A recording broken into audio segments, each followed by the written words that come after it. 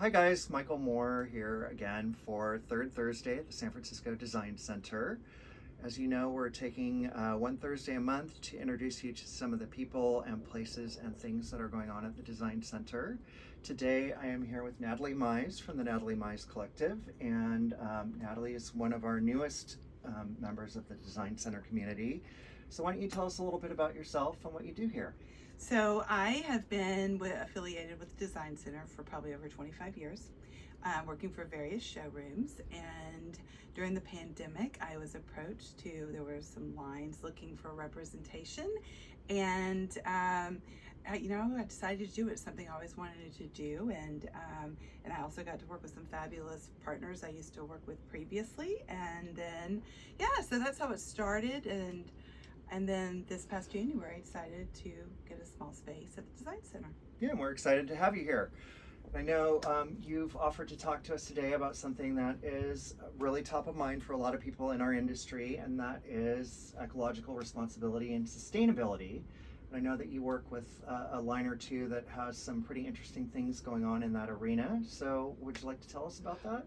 Yes. So, just so you know, Rubelli is one of the lines that I represent. They're a Venetian company.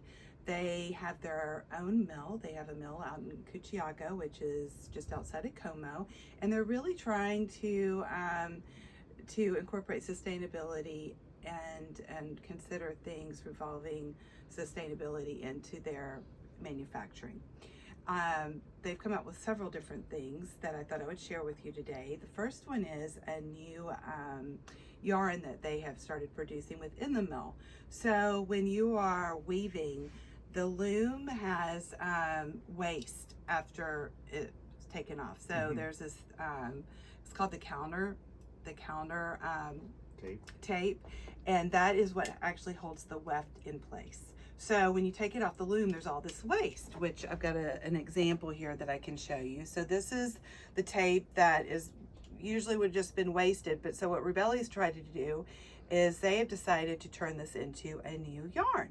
So they're taking the waste and they are making it into this new yarn for weaving. I have two examples from the 22 collection. The first one is this matelassé construction, and this is called Textum. So this is using that new yarn.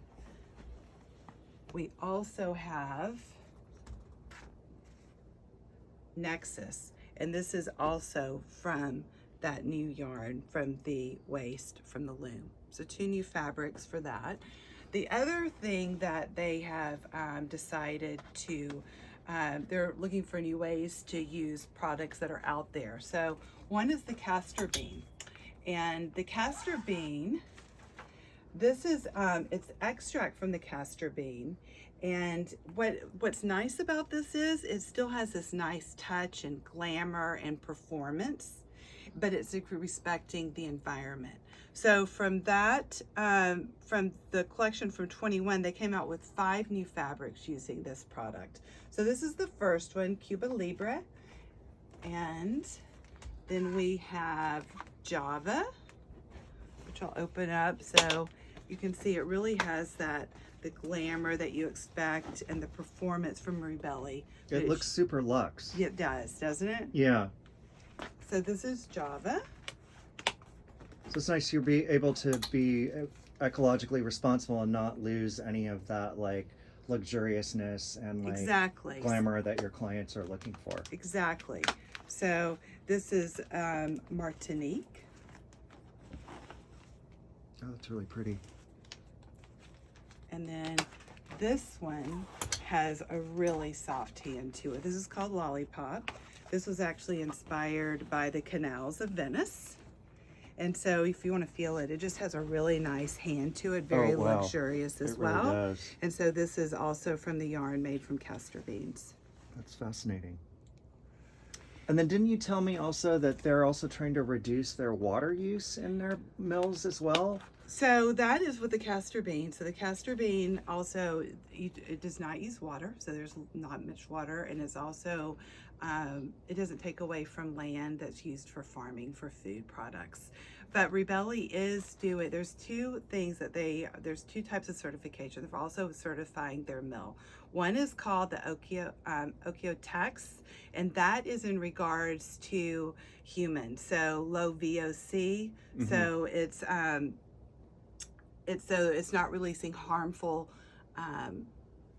chemicals to humans. And then the other one is Green Guard, and that protects the environment. So those are the two certifications that the mill has used for their products and for their facility. And then they also have been added solar panels, so they're making it more energy efficient. And they also so it's more energy efficient. And then they also have a very low footprint too. So 80% of the product is produced within the mill or within miles around the mill. Wow, so they're really committed to the They process. are very committed, yes. That's great. Yes. Well, guys, if you want to learn more about Rubelli or sustainability, or more about Natalie and the Natalie Mize Collective, you can stop by her showroom here. What's your suite number? I am 2M69 by appointment only. And then So- how would people reach you for an appointment? Email? You can email me, Natalie@nataliemize.com, or you can, I'm also on social media, and you can reach me that way as well too. Yeah, and if you want to know anything else about the San Francisco Design Center, you can DM us on Instagram, and we will be happy to get back to you and let you know anything you need to know. Thanks again for joining us. Thank you, Natalie, Thank for you the for having interesting me. presentation, and we will see you next time.